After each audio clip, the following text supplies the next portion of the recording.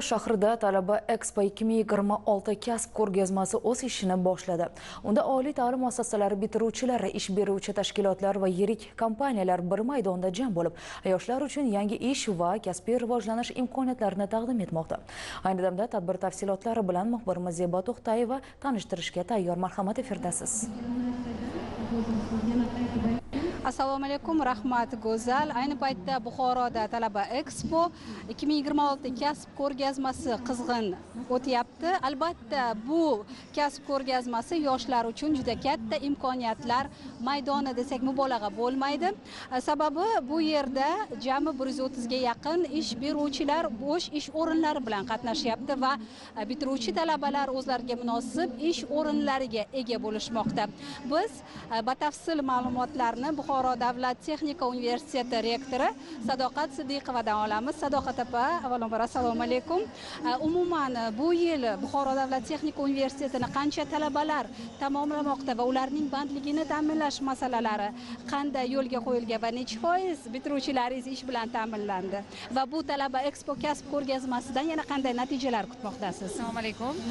Albatta, Buxoro Davlat texnika universitetini bu yil 3514 nafar talabalar bitiryapti. Buning e'tiborli jihati biz nafaqat Buxoro viloyati uchun, balki bularning 1480 nafari aynan boshqa viloyatlardan, ya'ni biz butun respublikadagi sanoat korxonalari, ishlab chiqarish korxonalari bilan birgalikda ishlaymiz va bugungi mana bu Talaba Expo tadbirlarining eng e'tiborli jihati biz uchun juda katta platforma yaratilgan. Mana bugungi kungacha 96% talabalarimiz doimiy ish bilan ta'minlangan va ulardan 78 nafari bugun tadbirkorlik faoliyatini boshladi. Aynan Milliy bank bilan hamkorlikda mana 1 yil davomida biz ishladik. Kelajakka qadam markaz aynan universitetimizda faoliyat yurityapti. Bu bank tomonidan o'zlarining xodimlari doimiy mana shu yerda talabalarimiz bilan birgalikda biznes rejalarini va resurslarini taqdim etib kelyaptilar va bu jarayonda 124 nafar bizning talabalarimiz mana shu kreditlarni 10 milliarddan ortiq kreditlarni olishdi va hozir yana 5 milliardga yaqini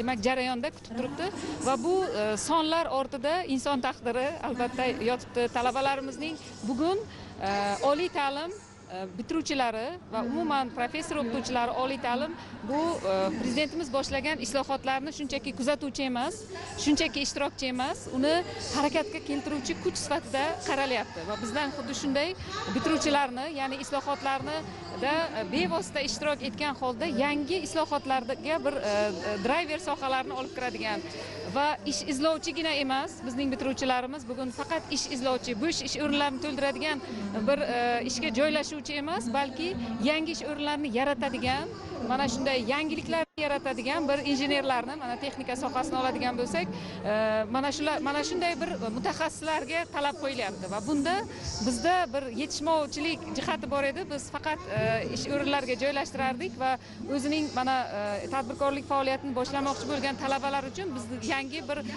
yo'nalishlarni bera olmasdik, to'g'risi. Mana 2 yildan buyon mana shu prezidentimizning 61-sonli qarorlari, undan keyin yil davomida o'tkazilgan bir necha bor mana shu yoshlar bilan o'tkazilgan bir necha bor o'sha uchrashuvlarda berilgan takliflarni inobatga olib yana 210-son qarorlari chiqdi.